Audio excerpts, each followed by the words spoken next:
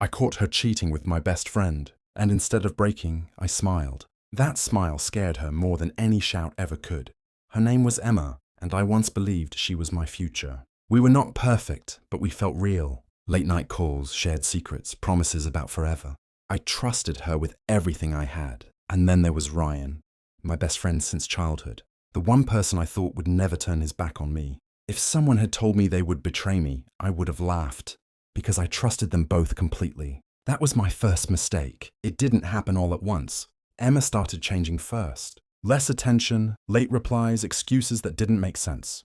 "I'm just tired," she would say. I wanted to believe her, so I did. Ryan changed too. Less eye contact, short replies.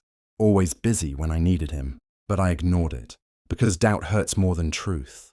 Then came that night. I wasn't supposed to go there, but something inside me felt wrong, heavy, like my chest already knew the answer. I stood outside her apartment. Lights on, no sound outside. I knocked once, no answer. I knocked again, still nothing. Then I heard it, a laugh, his laugh. Ryan. My hand froze on the door handle. For a second, I couldn't breathe. Then I pushed the door open, and everything stopped. Emma was there. Ryan was there. Too close, too comfortable, too real. She turned pale instantly. I can explain. I raised my hand. "No, don't." Ryan stepped forward quickly. "Bro, it just happened." I laughed. Not loud, not angry, just empty. "That's interesting," I said slowly.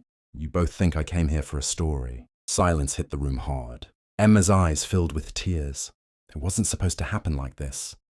I looked at her properly. For the first time, she didn't feel like mine anymore. Just someone I used to know. Ryan tried again. "We didn't plan it, I swear." I nodded slightly. "Yeah," I said. "That makes it better, right?" No one spoke. The air felt heavy. Then I grabbed my keys. Emma stepped forward quickly. "Please, don't leave like this," Ryan added. "Bro, we can fix this." I stopped at the door, looked back once, and said calmly, "You don't fix something you never respected." I walked out. No shouting, no breakdown, no final fight, just silence behind me. And I let that silence follow them.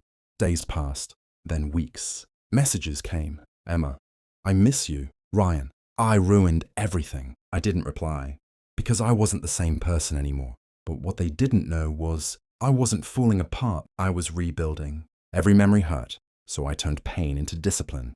Every thought burned, so I turned silence into focus. I changed my life completely. No noise, no distractions, no them, just me, becoming someone stronger than the version they broke. Months passed, and I stopped thinking I would ever see them again. Until one evening, I did, together, standing in front of me like the past had suddenly returned. Emma froze the moment she saw me. Ryan didn't move. Neither spoke at first. Then Emma whispered, "Is that really you?" I looked at them both, and I smiled again. But this time, they didn't like that smile, because I wasn't the same man they betrayed. And I said softly, "You look surprised." And that moment changed everything. I walked away that night thinking it was over. But the truth is, that was only the beginning of my revenge. Not the loud kind, not the dramatic kind. The quiet kind that changes everything without a single shout. After that encounter, I didn't block them. I didn't chase them either. I just disappeared from their emotional reach completely. No replies, no reactions, no presence. At first, they thought it was temporary. Emma kept trying. "I just want to talk. Please don't ignore me. I miss you." Ryan tried too. "Bro, I know I messed up, but don't end everything like this." But I had already ended it inside myself long before they realized it. So I stayed silent and silence. Started doing what anger never could. It made them uncomfortable, then anxious, then desperate. Weeks passed. Life started moving for me again. Not because I forgot, but because I refused to stay stuck. I focused on myself, my work, my goals, my discipline. Every day I became harder to reach emotionally. And without even trying, I started becoming better than the version of me they used to know. Stronger, calmer, unbothered. The kind of change people notice too late. Then something interesting happened. Mutual friends started telling me things. Emma wasn't the same anymore. She wasn't laughing like before. She wasn't acting fine. She kept asking about me, not casually, obsessively. "Is he okay? Did he say anything about me? Do you think he hates me?" Ryan was worse. He started avoiding places we used to go together. because everywhere reminded him of what he lost. Their new relationship wasn't what they thought it would be. It started built on betrayal, and now it was slowly collapsing under guilt. One evening, Emma showed up again. This time, uninvited. She stood outside my place, eyes tired, voice shaking. "Can you just listen to me for 5 minutes?" I looked at her through the door and stayed quiet. She continued, "I ruined everything. I know that, but I can't move on like this. I keep thinking about you every day." I didn't answer immediately. Then I finally said, "Thinking about me doesn't change anything." Her voice broke. "I know, but I regret it." That word, regret. People only say it when they start feeling loss for real. Not guilt, loss, because betrayal hurts once, but regret. It never stops repeating. She stepped closer. "I want to fix this." I shook my head slowly. "No," I said. "You want to feel better. That's different."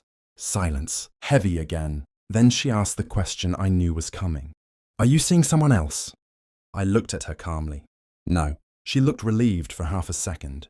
Then I added, "But I am not waiting for you either." That hit harder than anything I could have said. For the first time, she didn't argue. She just stood there, realizing she had no control over the story anymore. Then I said something she wasn't ready for. "I don't hate you, Emma.